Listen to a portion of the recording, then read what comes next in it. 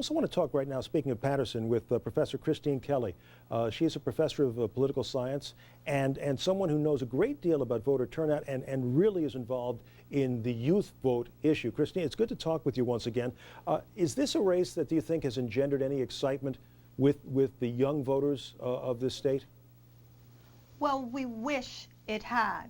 And I say that as someone who, it's not a partisan issue, it's an issue of democracy in New Jersey. And I think the real story here tonight, the real referendum and the real history is unfortunately one of low voter turnout. I don't think the story is the map. I think the story is, why is it that we have had such abysmal turnout? We also had low turnout in 2009. And all of this coming on the heels of historically high levels of voter turnout in 2008, particularly among the young. We know that the young will come out and vote when they are engaged and the messages are there for them. And I think that we're really watching the failure of both parties to really engage the electorate. This is absolutely an issue of not enough competition. And I think by that we mean that we're not hearing the issues that really enliven the electorate.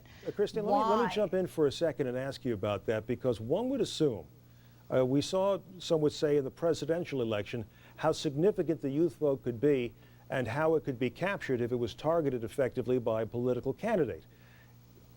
Politicians aren't known for walking away from potential support. So why do you think, if I read you correctly, you're saying that the politicians have essentially ignored the youth vote? Why do you think that is?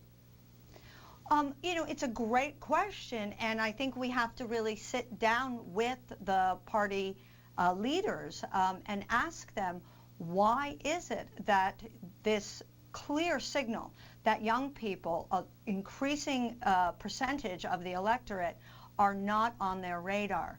You know, there was a survey by Circle at Tufts University which asked party leaders nationally, local party leaders, only 8% of local party leaders said that the future of the party depends on the youth vote. And that's really indicative of, you know, a failure, I think, to sort of create a new generation of voters. We know that when people vote early in their lives, they become lifelong voters. And if we don't engage these young people directly and speak to the issues that really are corralling their lives, then we're going to lose them in the long run. The jobs issue, and we only have about 30 seconds left here, the jobs issue has got to be paramount to young people, many of whom are finding it difficult to get employment or maintain you've got people from Ivy League colleges now at 30 years old moving back in with mom and dad. So that was not an issue that resonated with the young people? Well, I don't think we actually saw messaging around the jobs issue in the campaigns. I mean, we've had a loss of public sector jobs.